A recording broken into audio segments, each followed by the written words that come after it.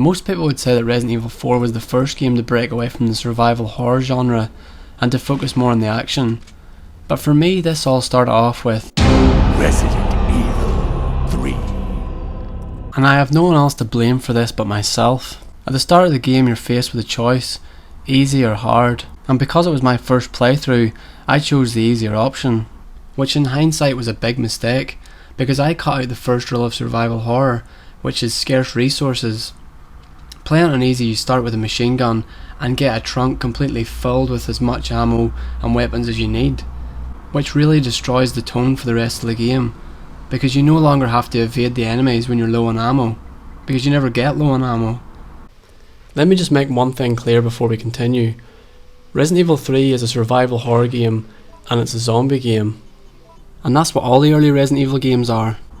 And that alone makes it 10 times better than Resident Evil 5. But coming back to my point, I should have played it first time on hard, but I can only tell you that with hindsight, and I can't change it now, nor can I change my early impressions of the game. The next thing you'll notice immediately after selecting your difficulty is that you no longer get the choice between two characters, like in Resident Evil 1 or 2, or even in the earlier survival horrors for that matter, like the 1992 Alone in the Dark. In it you could either play as Emily Hartwood or Edward Carnby. Now Alone in the Dark was the grandfather of survival horror, so the graphics aren't going to be great on this. I mean, if I had $1 for every pixel on screen now, I'd have about $1. I wouldn't exactly say that it was a golden rule this or anything, but I would certainly class it as a silver rule. Although having a choice of characters might not seem necessary for a survival horror, when you start to strip away the early elements of the genre, you get something that plays less and less like that genre. It's funny because in Alone in the Dark 2, you didn't have a choice of characters, and after you kill the first enemy you get a machine gun. I wonder if Capcom made that same connection.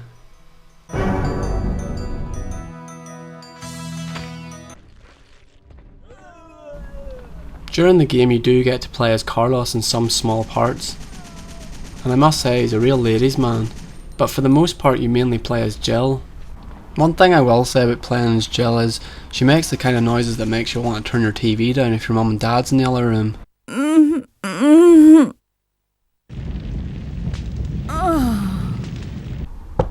What's going on in there, Jimmy? Nothing, Mum, I'm just playing Resident Evil. That's not what it sounds like to me, young man. The last two things that made Resident Evil 3 feel more like an action game for me was the auto aim and the auto dodge. The auto dodge is a way of countering the enemy. It's quite hard to time it right, but it happens quite often when you're fighting Cerberus, the kind of zombie dogs in the game.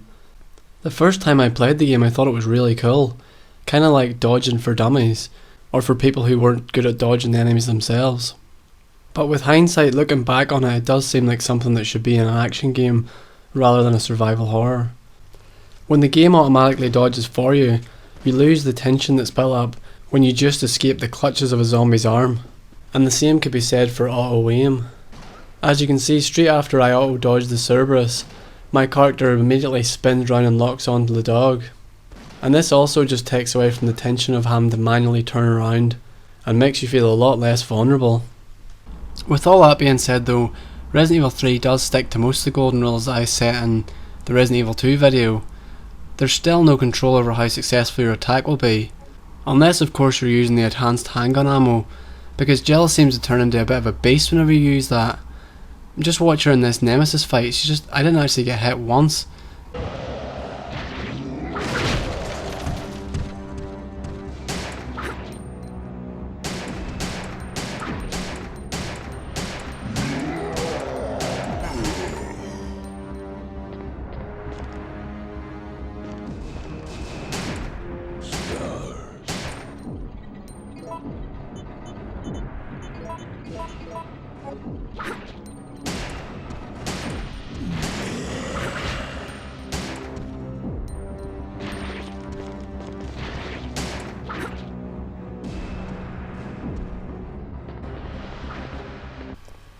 That gun, combined with auto aim and auto dodge, basically goes against everything survival horror stands for. You should always feel vulnerable when you're playing a survival horror game, but whenever I'm using that pistol I never do. I mean, I could say that some of the guns are slightly overpowered in Resident Evil 3, but in the actual gameplay mechanics you still can't really be certain how successful your attack will be. So golden rule number 2 still stands in my opinion, but there are some slightly overpowered weapons I think in Resident Evil 3 that kind of turns into slightly a bit more of an action game. And again, this is what I mean whenever I say that Capcom, moving away from survival horror, all kind of started off with Resident Evil 3, but at the same time Resident Evil 3 is still a survival horror game. Golden rule number 3 still stands because there are still some unexpected attacks.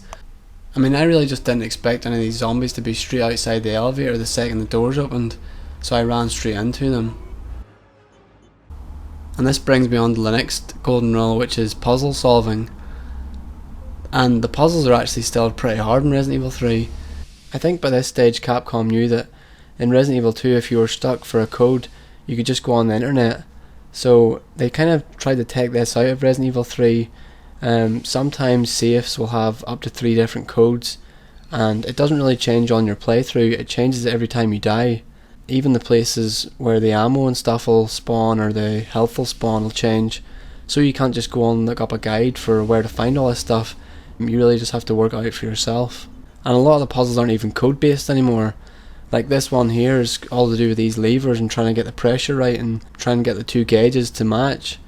And things like this, it's not exactly easy just to look up ways on how to do it online. And in a way you kind of just want to do them. I mean, whenever I was playing through Resident Evil 2, for the last review, if I got stuck in a puzzle I would just look up the answer.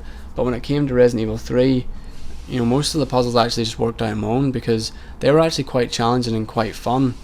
And don't worry if, like me, you're really dumb, because you can just do what I did and just keep hammering all these levers and eventually you'll get it right. I mean, the puzzles aren't too bad that you're going to be stuck on them for days or anything. I mean, I still don't understand the mechanics of that puzzle, but I mean, I got it right, so at least it makes me feel smart.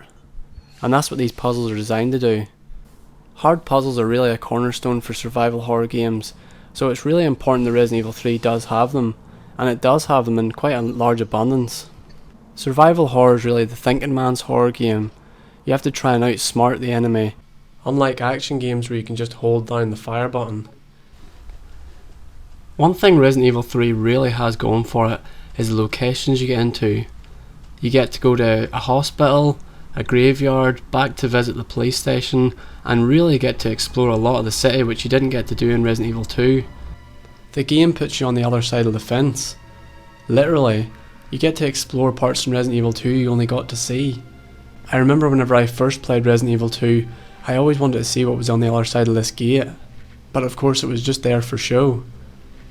And that's the cool thing about Resident Evil 3, you actually get to go through the gate and explore the city.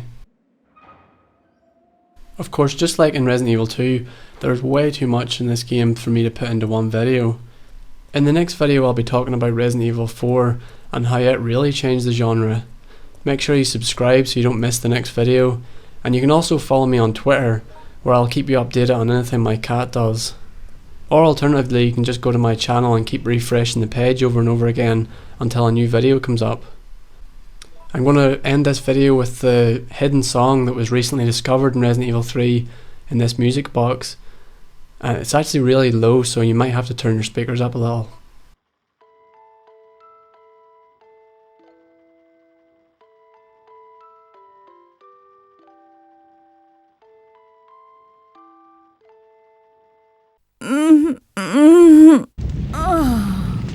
You've got some explaining to do, Jimmy.